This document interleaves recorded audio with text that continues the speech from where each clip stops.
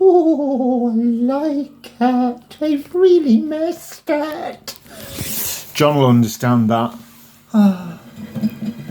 Not the brag on the guitar. I mean the fact that when you put your guitar away for a while because you can't play it, or because you've had an injury, or you're bored to death with it, or you've just had enough, and then all of a sudden you feel this buffering excitement that you just want to get some summertime songs on the go and get a bit of jam and shit together.